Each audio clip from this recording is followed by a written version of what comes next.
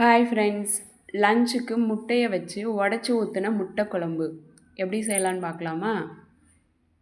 இதுக்கு ஒரு வடைச்சட்டி அடுப்பில் வச்சு எண்ணெய் ஊற்றிக்கிறேன். கடுகு சோம்பு சேர்த்து பொரிஞ்சதும் இதோட கட் பண்ணி வச்சுருக்கிற வெங்காயம் சேர்த்துக்கிறேன். கருவேப்பிலையும் சேர்த்து வதக்கி விட்டுக்கிறேன். 2 பச்சை மிளகாயும் சேர்த்துக்கிறேன்.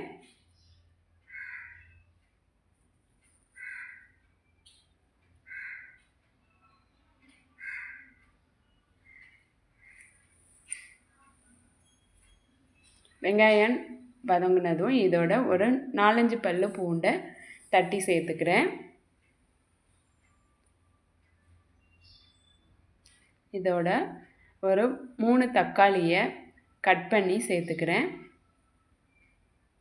பெரிய தக்காளிங்கிறதுனால நான் 3 தக்காளி சேர்த்துக்கிறேன். நீங்கள் குட்டி தக்காளியாக இருந்ததுன்னா ஒரு 4 தக்காளி சேர்த்துக்கோங்க. தக்காளி வதங்குறதுக்காக இதோட உப்பும் மஞ்சத்தூளும் சேர்த்துக்கிறேன்.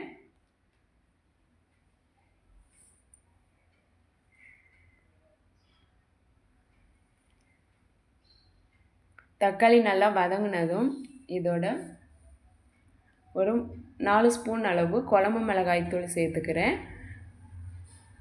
1 ஸ்பூன் அளவு கரம் மசாலாவும் சேர்த்து வதக்கி விட்டுக்கிறேன். மசாலா பச்சை வாசனை போகிற அளவுக்கு வதக்கி விட்டுருதேன். மசாலா பச்சை வாசனை போனதும் இதோட கொஞ்சம் தண்ணி சேர்த்து நல்லா கொதிக்க விட்டுக்கிறேன்.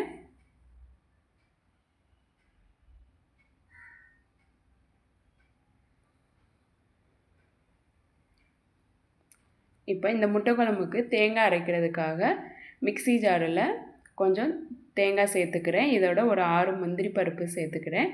1/4 ஸ்பூன் அளவு சோம்பு, 1/4 ஸ்பூன் ஜீரகம், ஒரு 10 மிளகும் சேர்த்து நல்லா ஃபைன் பேஸ்ட்டை அரைச்சி எடுத்துக்கிறேன். அரைச்ச இந்த பேஸ்ட்டை கொதிக்கிற குழம்போட சேர்த்துக்கிறேன். இதோட மிக்ஸி ஜார் கழுவுன தண்ணியும் சேர்த்து ஊற்றி நல்லா கொதிக்க விட்டுக்கிறேன்.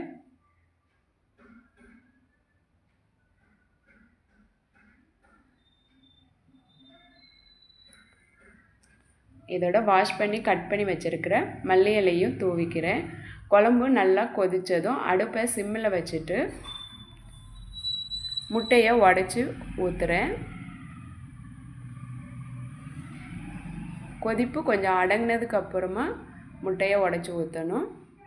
கொஞ்சம் தள்ளி தள்ளி ஊற்றணும், இல்லைன்னா முட்டையெல்லாம் ஒட்டிக்கும். அதனால் ஒவ்வொரு முட்டையாக உடச்சி ஊற்றிக்கிறேன். முட்டை உடச்சி ஊற்றுனதுக்கப்புறம் அடுப்பு சிம்மில் தான் இருக்கணும். அடுப்பை சிம்மில் வச்சு ஒரு மூடி போட்டு வேக வச்சு எடுத்தோன்னா முட்டை வெந்துடும். சூப்பரான உடச்சி ஊற்றின முட்டை குழம்பு ரெடி. நீங்களும் இந்த மாதிரி செஞ்சு பாருங்கள். இந்த வீடியோ உங்களுக்கு பிடிச்சதுன்னா லைக் பண்ணுங்கள், சப்ஸ்கிரைப் பண்ணுங்கள், கமெண்ட் பண்ணுங்கள், உங்கள் ஃப்ரெண்ட்ஸுக்கும் ஷேர் பண்ணுங்கள். தேங்க்யூ.